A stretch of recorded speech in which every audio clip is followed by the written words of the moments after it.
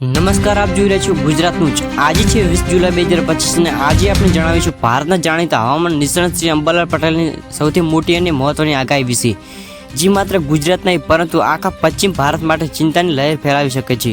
આવું શું કહ્યું છે અંબાલાલ પટેલે કે સરકારો પણ સતર્ક થઈ ગઈ છે? આવો જાણીએ વિગતવાર સમાચાર. મુખ્ય આગાહી: 23 થી 28 જુલાઈ વચ્ચે ભારે સંકટ. અંબાલાલ પટેલે જણાવ્યું છે કે 23 થી 28 જુલાઈ વચ્ચે ગુજરાત, રાજસ્થાન અને મહારાષ્ટ્રના કેટલાક વિસ્તારોમાં આકસ્મિક અને અતિ ભારે વરસાદની સંભાવના છે. પવનની ઝડપ અને અસહજ વાતાવરણ જોવા મળી શકે છે. ખાસ કરીને દક્ષિણ ગુજરાત, સૌરાષ્ટ્ર અને મધ્ય ગુજરાત માટે આ સમયગાળો ખૂબ જ નોંધપાત્ર છે.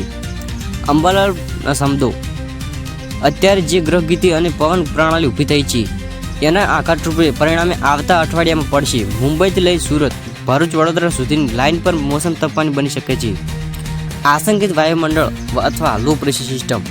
અગાઉના મહિના પેદા થયેલા લો પ્રેશર સર્ક્યુલેશનની અસર હવે ફરીથી દક્ષિણ ગુજરાત અને કચ્છ તરફ દોટ લગાવી રહી છે.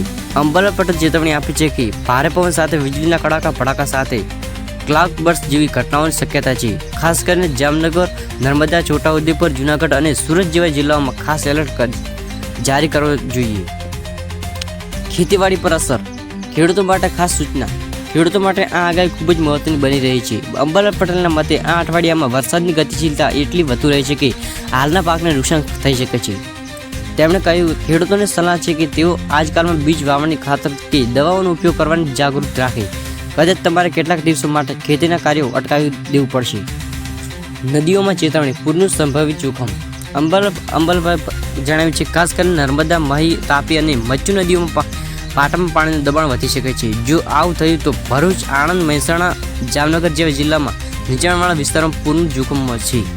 જાહેર જનતાનો સલાહ: જ્યાં નદી તળાવ છે ત્યાં વધુ સાવચેત રાખવી. બાળકોને પાણી પાસે ન જવા દો અને સરકારી સૂચનાનું અનુસરો. સરકારી તૈયારી વિશે પણ આકરી રીતે ટકોર. અંબાલાલ પટેલ કેટલાક વિસ્તારોમાં તંત્રના મોડા પ્રતિસાદ પણ ટકોર કરી છે. તેમનું કહેવું છે કે આ વર્ષે પછી આ મોસમનું જટિલ સ્વરૂપ જોવા મળી રહ્યું છે, પણ તંત્ર હજુ ગંભીરતાથી તૈયાર દેખાતું નથી. અંબાલાલ પટેલે કહ્યું, અમે આગાહી આપી રહ્યા છીએ, પણ તેમનું મહત્વ ત્યારે જ્યારે તંત્ર સમયસર એક્શન લેશે. ગ્રહ ગતિના આધારે આગાહી: શાસ્ત્રીય દૃષ્ટિકોણ. આ આગાહીના પાછળ તેમણે ગ્રહ ગતિનો પણ ઉલ્લેખ કર્યો છે. ખાસ કરીને શનિ, ગુરુ અને મંગળનું સંયોગ ચંદ્રના નક્ષત્રોમાં પરિવહન અને રવિ મંગળની યુતિને જવાબદાર ગણાવી છે. અંબાલાલ પટેલના અનુસંધાનમાં 11 પછી ગ્રહોની સ્થિતિ, માવઠું અને તોફાની પવનની શક્યતા દર્શાવી શકે છે. એવી ઘટના વર્ષે 2010માં પણ આવી હતી. આગામી દિવસો માટે સૂચનાઓ. જનહિત સૂચનાઓ. તો હવે વાત કરીશું કરવું અને શું ટાળવું. અંબાલાલ પટેલ જાહેર જનતાને નીચેની બાબતો અંગે તકેદાર રાખવા કહ્યું છે. ખાલી ખેતરો અને ખુલ્લી જગ્યાઓમાં જવું ટાળો. વીજળી વખતે વૃક્ષ નીચે ન ઉભા રહો. ગામોમાં પાકળ માર્ગો અને પુલો પરથી પસાર ન થવું. સરકારી એલર્ટ અને વેગ ગતિ પર ધ્યાન આપવું. અન્ય રાજ્ય તરફ મુસાફરી યોજનામાં ફેરફાર. અંતમાં, શું સરકારી તંત્ર તૈયાર છે? હવે સવાલ એ છે કે શું તંત્ર અને સ્થાનિક સંસ્થાઓ અંબાલાલ પટેલની આગાહી ગંભીરતાથી લઈ શકે છે કે નહીં? શું આપણે પૂર, કાટમાળ કે જીવલેણ પરિસ્થિતિમાં બચી શકીશું?